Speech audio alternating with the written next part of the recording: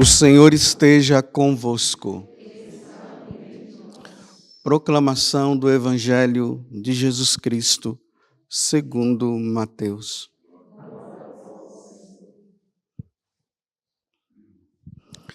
Naquele tempo, Jesus entrou na barca e seus discípulos o acompanharam. E eis que houve uma grande tempestade no mar, de modo que a barca estava sendo coberta pelas ondas. Jesus, porém, dormia. Os discípulos aproximaram-se e o acordaram, dizendo: Senhor, salva-nos, pois estamos perecendo. Jesus respondeu: Por que tendes tanto medo, homens fracos na fé? Então, levantando-se, ameaçou os ventos e o mar, e fez-se uma grande calmaria. Os homens ficaram admirados e diziam: Quem é este homem, que até os ventos e o mar lhe obedecem? Palavra da salvação.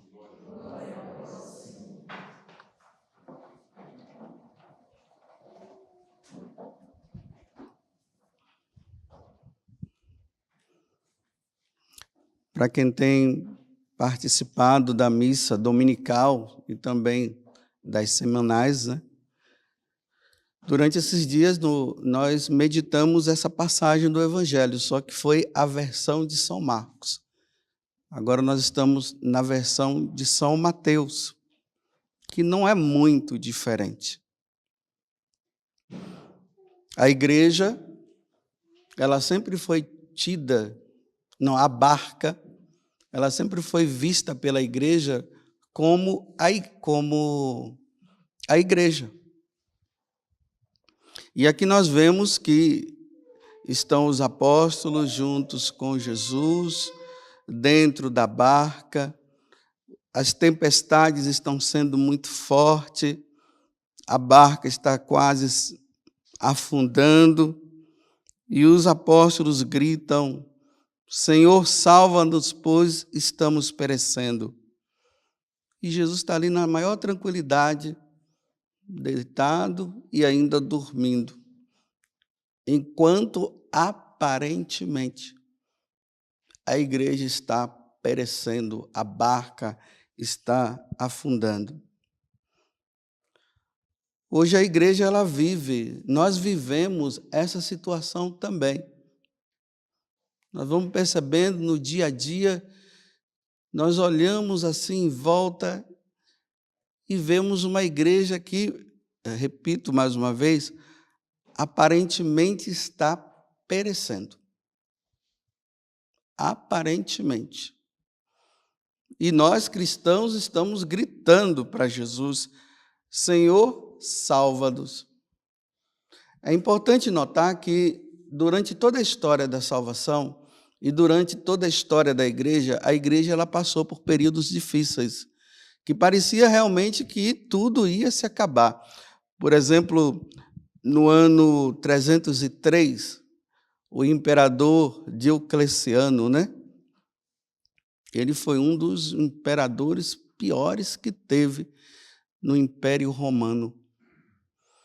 Ele, em um determinado momento, ele colocou 3 editos de perseguição aos cristãos.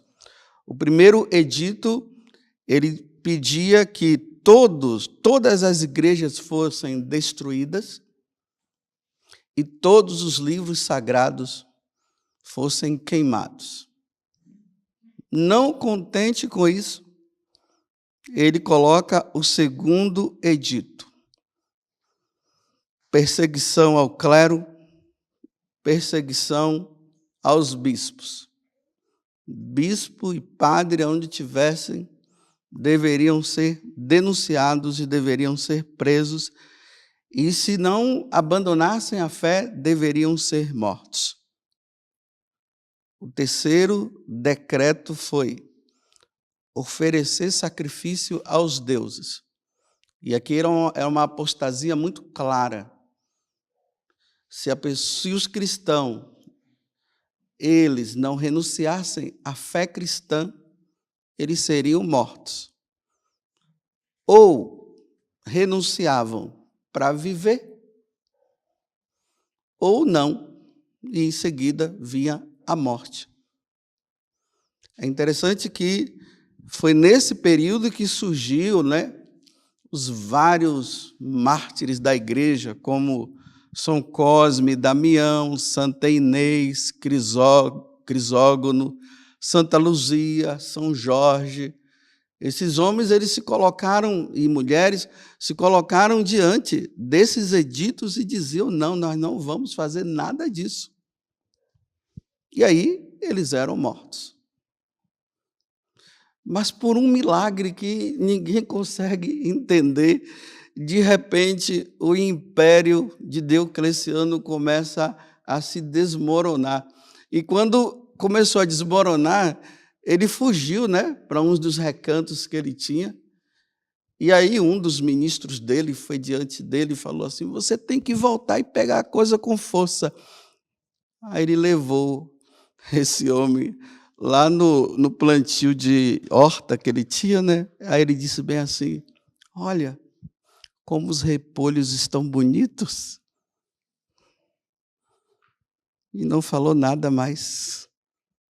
E aí ele morre, e aí a igreja que parecia que estava perecendo, de repente entra Constantino, e aí ele coloca um decreto de que os cristãos deveriam exercer a sua religião com tranquilidade, sem perseguição nenhuma. No momento em que tudo parecia que estava perecendo, Deus veio e colocou a igreja nessa situação. Aí foi um tempo de paz. Voltando ao que eu estava falando no início. Hoje os cristãos estão nessa situação, não se sabe mais a quem recorrer, porque aqui foi uma perseguição externa. Agora a perseguição é interna. Agora são as autoridades religiosas que deveriam ensinar o certo, estão ensinando o errado. E os cristãos ficam, a quem eu devo recorrer? Senhor, salva-nos. Não que nós estejamos perecendo, Vou dizer de novo, Senhor, salva-nos, porque parece que nós estamos perecendo. Por exemplo, você vê essa questão da ideologia de gênero, está tão visível hoje. Aí ontem eu recebi um vídeo, era um sacerdote. Ele fez um vídeo exaltando isso, dizendo que antigamente a igreja era muito retrógrada e ficava ensinando e dizendo que essas coisas eram erradas, mas já se percebe um progresso na igreja. Quer dizer, o homem está se colocando diante de Deus e dizendo para Deus assim, olha, o Senhor me criou homem, mas eu não quero ser homem, eu quero ser mulher. O Senhor me criou mulher e eu não quero ser mulher, eu quero ser homem. Contra a criação, um decreto. Vão criando, vão dizendo, e a igreja está dizendo, é isso mesmo. Essa questão também, do aborto. Aí quando se fala, aí diz, não, pode. Mas pode, se Deus disse que é para não matar. Aí nós vimos as autoridades religiosas dizendo também, eu não estou dizendo que são todas, mas às vezes é um pouquinho que influencia de uma forma, não sei como, de uma forma muito grande, e dizendo que é possível, o que é que tem. E essa questão do homem com homem, mulher com mulher, nós vimos hoje a primeira leitura. A destruição de Sodoma e Gomorra se deu por causa disso. Então agora Deus está dizendo, não, eu errei lá no passado, viu? Ai, que peninha, eu destruí Sodoma e Gomorra só porque eram homens e homens tendo caso lá e mulheres com mulheres. Ai, mas eu errei, viu? Quero dizer à Santa Igreja Católica hoje que está tudo, que eu errei, pode viver assim. Foi uma cidade, foram 2 cidades inteiras que foram destruídas, porque era uma ação contra a natureza. É contra a natureza porque Deus criou dessa forma, que é o homem com a mulher com o homem, e o homem vai contra a natureza. E hoje a gente encontra autoridades religiosas dizendo, é possível sim.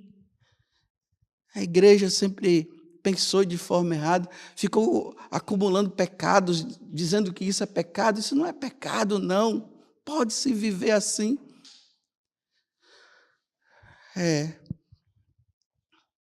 Será que Deus vai suscitar alguém, meu Deus? Quando? Quando Deus vai mudar essa situação? Parece que ele está dormindo. E é lá no confessionário que a gente vê as confusões. Quando as pessoas vêm e falam, dizem. A liturgia que é ferida de tantos modos, que as pessoas ficam assim procurando essa ou aquela paróquia, onde a coisa não esteja tão assim, essa mistura. Padres, macumbeiros, pais de santo, tudo celebrando lá junto e dizendo que agora chegamos ao auge, que sempre pensamos errado.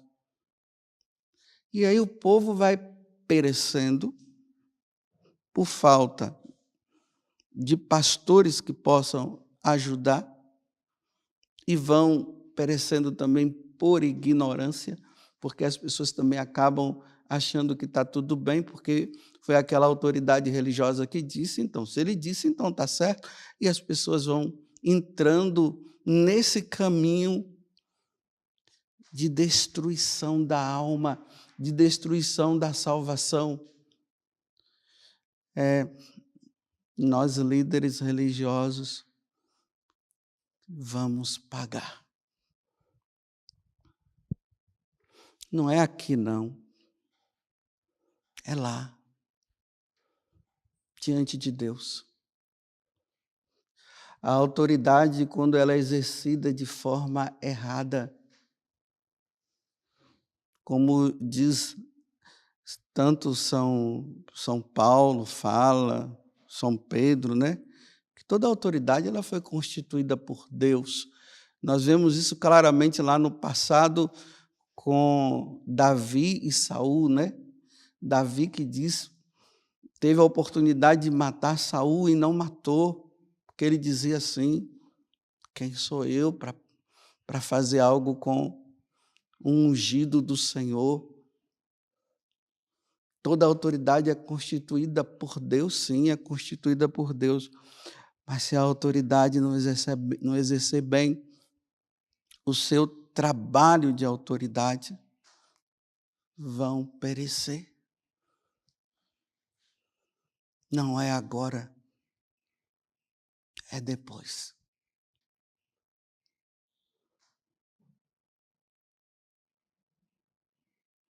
É preciso que nós rezemos por uma renovação na igreja, uma renovação que aconteça lá nos seminários. É preciso que a renovação aconteça lá, porque é lá que está vindo toda essa destruição. Professores que não ensinam bem, os ensinamentos são ideológicos e os seminaristas acabam adquirindo, pegando isso e tendo isso como verdade. E essas ideologias, elas vão tudo contra o que a igreja ensina e sempre ensinou. Aí nós vemos, né, essa lástima nos púlpitos, onde as coisas são ensinadas de forma totalmente errada, porque foi aprendido lá. Foi lá que aprendeu. E isso são nas escolas, nas universidades. Mas como eu estou falando a nível religioso, é lá no seminário que as coisas estão acontecendo. Então você vê que as pessoas elas aprendem o errado e são tão convictas do erro que mostram o erro e mesmo vendo que estão errados, eles permanecem no erro, ensinando errado. Porque não aprenderam.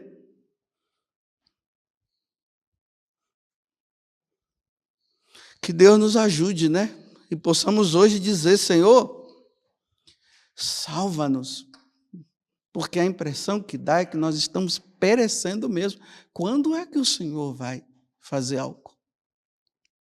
Quando é que o Senhor vai nos ajudar? Porque nós só aprendemos o erro. E pelo errado nós estamos indo. E como a nossa natureza já tem uma tendência ao erro, quando se ensina errado, aí bate palmas, é isso aí. Aí bate, né? E a pessoa diz, confirmo. Hoje a gente não fala muito isso, confirmo. Às vezes eu confirmo muito na emoção. Então, se eu já tenho uma tendência a isso, e eu ouço da autoridade dizendo assim, que é isso mesmo, eu digo, confirmo, é isso mesmo. E ainda diz que isso é do Espírito, que isso é de Deus. Mas não é, é do Espírito sim, das trevas. É de Satanás. Que Deus nos dê a graça da fidelidade. Que Deus nos dê a graça de sermos fiéis. Nós, pelo menos um pequeno grupo, precisa ser fiel. E não pode esse pequeno grupo ser fiel, mas no mais ou menos. É ser fiel mesmo.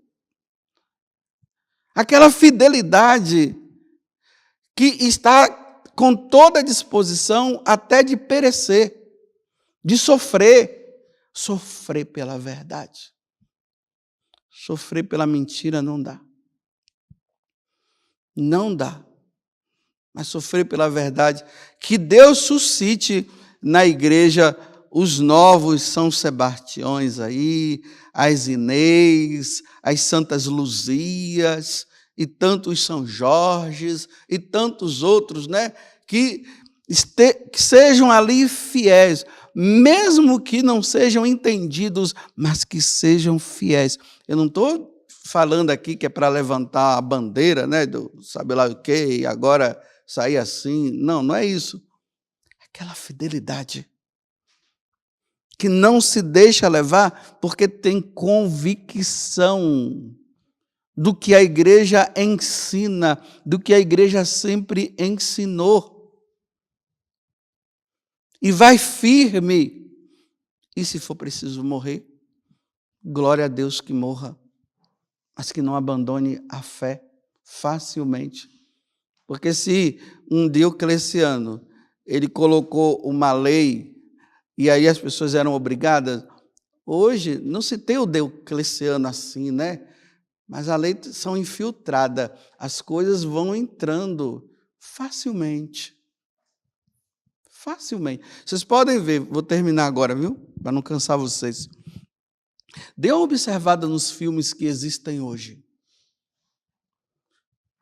Assista o filme e vocês vejam que, de forma sutil, se coloca um homem ali que está gostando de um homem,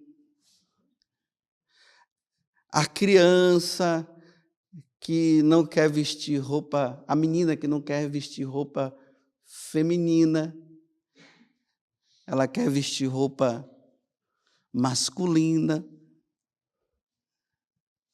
As escolas que vão infiltrando essas coisas.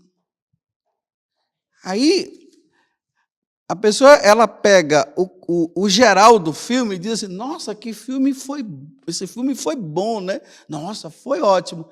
Mas eles não viram que a ideologia de gênero foi colocada ali de forma sutil. O aborto foi colocado de forma sutil. E tantas outras coisas. A perseguição à igreja foi colocada de forma bem sutil. E aí vai ficando no inconsciente. Aí na hora que a pessoa, ela ouve alguém falar contra aquilo, ela que viu naquele filme toda uma armação para mostrar que aquilo ali era bom, ela diz, não é bem assim. Não é bem assim, porque ó, já entrou na cabeça, entrou. Eles não vão colocar a coisa assim, de forma tão declarada. Vai chegar o momento, e o pior é que já chegou, né? Já está de forma declarada, sim. Mas eu aconselho vocês que gostam muito de assistir filmes aí, quando vocês estiverem assistindo, observem, para vocês verem se não está lá. Questão de homem com homem, mulher com mulher.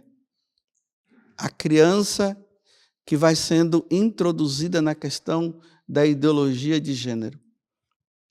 A imagem que é denegrida na pessoa de um sacerdote ou de uma freira. Os casamentos que são incentivados à poligamia. E agora entrou o poliamor. Aí começa a dizer que tem direito, sim, o que é que tem? Se uma moça, ela gosta de 2 rapazes, por que não? O importante é o amor. E vai entrando assim, nossa, mas você gostou do filme? Foi. Você viu, mas que linda aquela luta deles, né? Mas no final, né, foi tão lindo. Aí aquela musicazinha no fundo. Tem até gente que diz assim, nossa, eu até chorei. Louvado seja nosso Senhor Jesus Cristo e a nossa Mãe Maria Santíssima.